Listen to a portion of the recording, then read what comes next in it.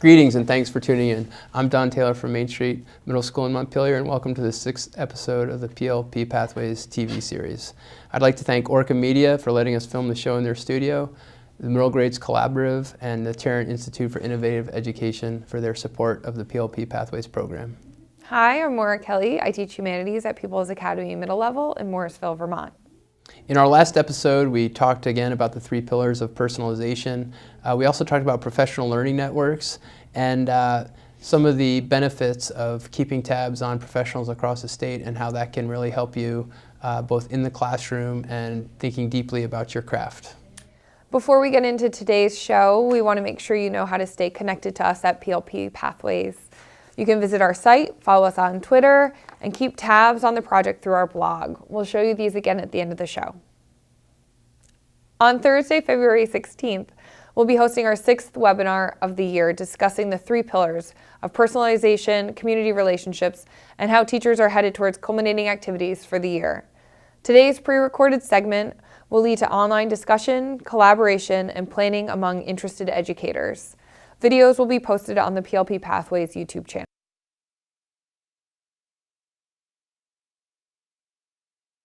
So as you know, Maura, when we talk about the 3 pillars of personalized learning, we talk about the personal learning plans, we talk about proficiency-based learning and assessment, and then we talk about flexible pathways. And in today's show, we wanted to talk more about flexible pathways and what that might look for teachers. There's been some discussion, or at least I've heard, what is a flexible pathway? Is that service learning? Is it project-based learning? And I would answer that it's all of those things. But it's particularly important, I think, to be thinking about flexible pathways at this time of the year, especially with our 8th graders.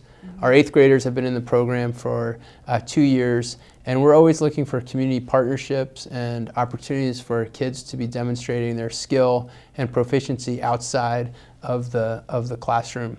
And we're going to talk about that here shortly, but first of all, how do you define flexible pathways, and what does that look like in your classroom? Well, I think flexible pathways really is getting at a few things. One of them is thinking about the authentic learning that students are doing. I also think it's students being able to make choices about how they're going to show their learning, and also students thinking about connecting with those community partnerships. And so when I think about the flexible pathways, I kind of think about students being able to choose their own adventure, if you will. And so when I think about in the content area, it might look very different than when students are working on personal interest projects or something like that.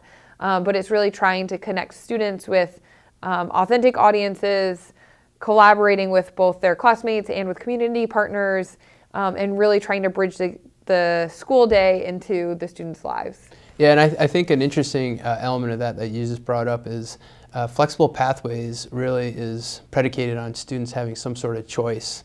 And that choice a lot of times is interest-driven, and it can start to really help kids focus on the transferable skills. So a couple examples from our classroom. We've had Amy Kimball, my co-teacher who teaches science and math, has developed a pretty long-term relationship with the Vermont Energy Education Program.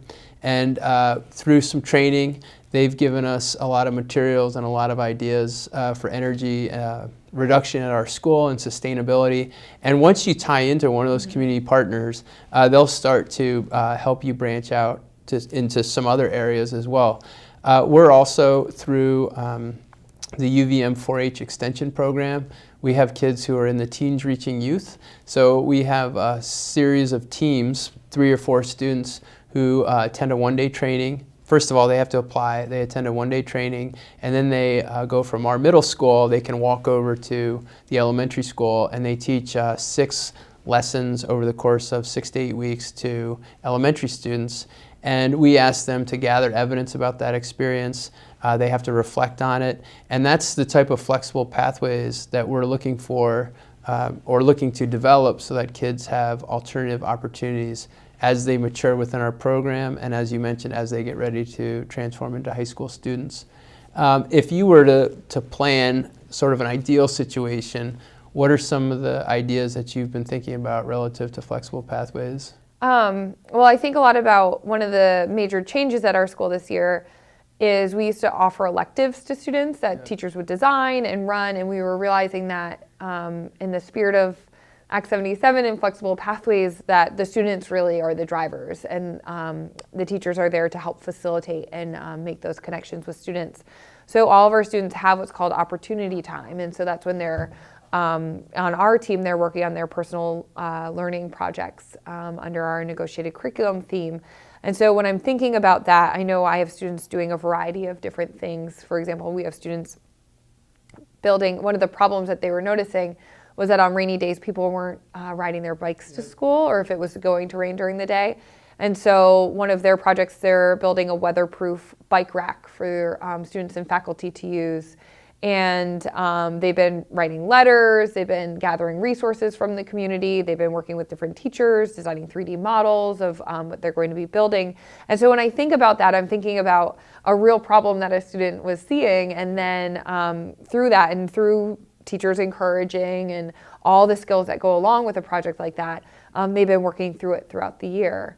And so really thinking about what's a framework for students to be thinking about either a problem or challenge within the community, something of personal interest, and then having the teacher help to identify who are those members of the community that could help, who are the experts, what's an authentic audience that they can then showcase their work, and really try and almost be the negotiator and help facilitate those conversations. I think it's also important when we talk about equity in the classroom, it's important that we create opportunities at the school so that kids don't have to go out to the community, they don't have to get the transportation, they don't have to have the support. So as you mentioned, you have a school-based issue that you have kids working on, and I'm big on helping kids develop flexible pathways within the school, within the classroom, and then if they do have opportunities to branch out, making sure that all kids have those opportunities. Right. So one of the things that we're doing this year, we've done it once before, is part of Team Summit is a sustainability initiative, and we call that the Green Team. And so we're hosting a Green Team Expo in May, the Friday before Green Up Day. And so kids are working on developing a program for that. They're working on communicating with potential presenters, and they're going to host and run that. So that's a flexible pathway. That's a community need. It's also a need for our school, but we're letting the kids develop that and demonstrate their proficiencies sort of in a real world environment. And the other thing I want to mention too is flexible pathways, because of technology, those can be taking place online. There can be, for example, coding and code.org and Code Academy. These are all resources that can be accessed through by kids at school. And I just think that making sure that all kids have the opportunity to experience those flexible pathways is really important. And I just, I kind of sum it up by, student-driven, multiple opportunities to demonstrate learning and proficiency in a real-world environment. And then I think those community partnerships. And sometimes it means asking the community to come into the school. It's not always going on a field trip, et cetera. So we're excited about some of the opportunities. It takes a long time to build those relationships. And I would encourage teachers out there to just start reaching out, first through parents maybe even, and then through the community so you can develop those resources. And I think one of the keys too is making sure that students, and when you're talking about the equitability around this, is making sure that students have experiences to know what some of the potential paths are. Yep. So earlier you were talking about some online opportunities for high school students. Yep. Do you want to tell us a little bit about that? I've just been driving into work, and I've heard a big push by, I think it's Johnson State or Northern Vermont University, and they have a Jumpstart program which allows, I think, juniors and seniors in high school to get up to 8 credits, 8 college credits for free, and it can be purely online. And maybe the branding has changed, but again, that's Jumpstart, and I know that the deadline for signing up is right around now, or we might just be a little bit past that. But those are the type of dual enrollment programs that I think can really help kids start to go through that transformation process.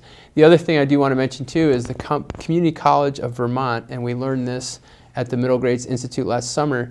They'll host schools and they'll put on a whole program that leads students through a simulated college day. Obviously it's condensed, but we're certainly interested in that type of experience. And those are the flexible pathways that we're really hoping to get kids out and aware of, because there's so much happening here, and making sure that kids know it is really important. We're going to be going to CCV in March Yeah, to do that. that's cool, and I had just heard about that. We've never done it before, so we're really interested in doing that.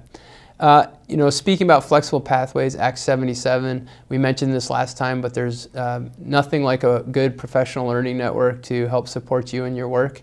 We're PLP Pathways, and we're here to support teachers across the state of Vermont. We also want to mention that the Middle Grades Institute is happening in late June at Champlain College in Burlington. And based on what we saw a month or two ago at the Middle Grades Conference, we expect it to be another vibrant and dynamic learning experience. So again, if you'd like to join us, our next webinar is February 16th, Thursday at 3:30.